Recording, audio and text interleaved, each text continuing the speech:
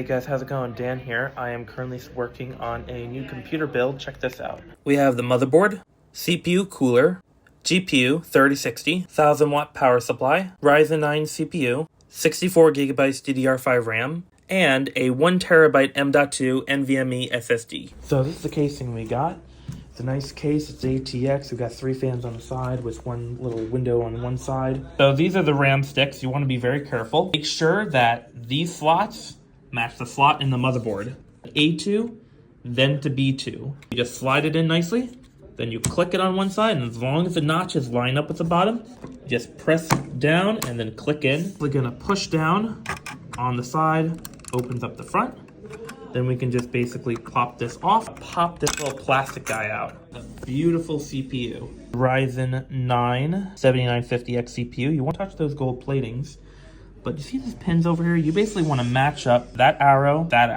Once you drop it in place, close the latch, and then you're just going to push down like this, all the way in, around, perfectly locked into this motherboard. This is the M.2. You'll be very gentle when you put this into the slot on this motherboard. But you don't want to twist too hard.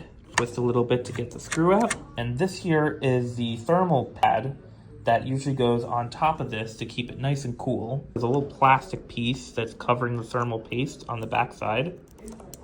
This is the thermal padding. Just gonna put it at an angle to get it pushed down like this for way it is to keep it nice and flat with the rest. And then this part, now that the padding is nice and clear, we're gonna place it back in the same slot, and now we just screw it back on. Second screw. Basically, this is the CPU cooler that we went with. You always want to make sure this plastic piece comes right off. It comes with its own thermal paste over here. It comes with all the brackets, all the things that you need, but we have AMD, so we've been working with these guys right here. First thing first, I'm going to remove 1, 2, 3, and 4. So these brackets are going to point towards the CPU. We're just going to screw in the first one, screw in the third one, fourth one. This is a good amount of thermal paste. But you do need to lift up from these brackets off this here, because there are 2 screws in here that are going to match up with this. To be honest, it's actually really hard to hold this, so I actually have another screwdriver from Be Quiet. Just want to make sure that you're going left and right when you're twisting this on. This way you're putting equal balance and equal pressure. Latch the fans on each side. And then this guy here, you see how there's like a little notch in this corner? You're just going to line that up with this one over here. You want to make sure that screwdrivers like these long ones have a magnetic tip. It makes it easier to put these motherboard screws into the motherboard slots. Now you want to make sure that you don't go too tight. You want to be just enough, but you don't want to accidentally strip the screws. And just as a head up, you see how the GPU cooler is just about in the way of the main motherboard slot? I may have to put the GPU in the secondary motherboard slot just so everything fits in perfectly. Panel connectors will typically have one port blocked off, so you can match this easily with the front port ends on the motherboard. These ports over here are the front panel connectors, and you just match it the best you can. Okay, so we got your HD audio over here, your front panel connectors here, 3.0 port, and another cable, which I forget where this goes for. You have the back all figured out. Anyway, there was a Chassis 2 fan, which is the case fans.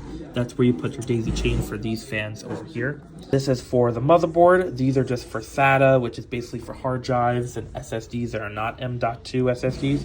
This is for the CPU slots, and this is for the PCIe slots. And these are the cables over here. So we got your motherboard cable located over here. See like the thin pins?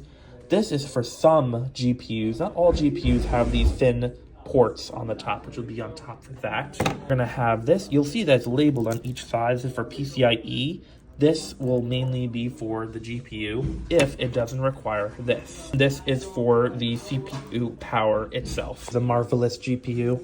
You see how the ports are fat on this side? There are square ports, and then there are almost like square type of octagon ports. And basically you match that with the cable over there. So we're not going to need these thin ports at all. Power supply is resting out this way. I basically plug these in to the power supply first, so that I don't have to plug it in while it's in the casing and then funnel it through the slots. This cannot fit into that top slot here because the CPU slot's too big. So we're gonna go right to the second slot down here. We're gonna push down here and then plus this into that. Okay, yeah, so this slot here even though that's the main spot where the GPU should be, this is blocking it.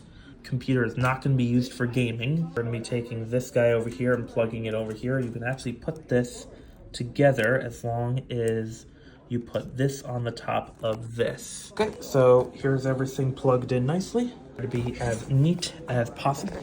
Panels over here, drilled in nicely, best I could, and then the back panel over here. Wiring is okay, but this did the job. And that right there is how you build a PC. I hope that was a good tutorial. With that all said, I'll see you guys next time, and Dan out.